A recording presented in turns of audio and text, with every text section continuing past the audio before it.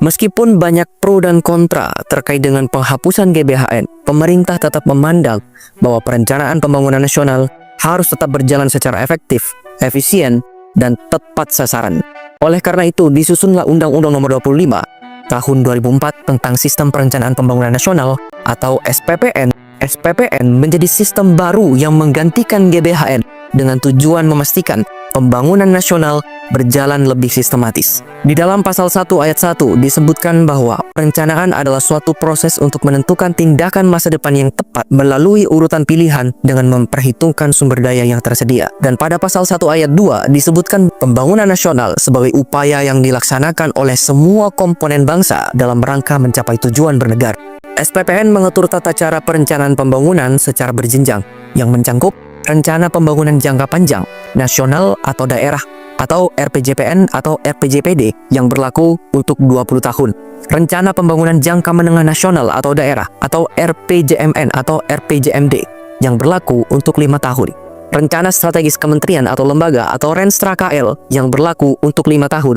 Dan rencana kerja kementerian atau lembaga atau Renja KL yang berlaku untuk 1 tahun. Dengan sistem ini, pembangunan tidak lagi bergantung pada satu visi tunggal yang ditetapkan oleh MPR, melainkan berorientasi pada program kerja yang disusun berdasarkan prioritas pembangunan yang dinamis sesuai dengan kondisi zaman. Jika ditanya perbedaan utamanya antara GBHN dengan RPJPN, terletak pada format yuridisnya. GBHN ditetapkan melalui TAP MPR, sedangkan RPJPN dirumuskan dalam bentuk undang-undang. Namun secara substansial, keduanya memiliki tujuan yang sama, yaitu sebagai pedoman dalam pelaksanaan pembangunan dengan mengatur kebijakan, nilai-nilai dasar, serta sistem perencanaan pembangunan berjangka. Namun, meskipun demikian, RPJPN mendapat kritik karena dianggap kurang efektif dalam menjaga kesinambungan pembangunan dibandingkan GBHN.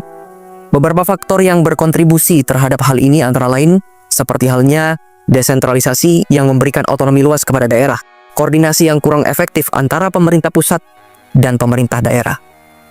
Seperti yang kita ketahui bersama, dalam beberapa tahun terakhir muncul kekhawatiran bahwa pembangunan nasional terlalu bergantung pada siklus kepemimpinan presiden ataupun eksekutif sentris, sehingga wacana untuk menghidupkan GBHN dalam bentuk pokok-pokok haluan negara atau PPHN semakin mengemuka. Perdebatan pun terjadi, terutama mengenai legitimasi hukum PPHN. Apakah cukup melalui konvensi ketatanegaraan atau harus dilakukan melalui amandemen konstitusi terbatas? Secara hukum, terdapat 3 alternatif dalam menetapkan PPHN, yaitu melalui amandemen Undang-Undang Dasar 1945, TAP MPR, atau dalam bentuk undang-undang.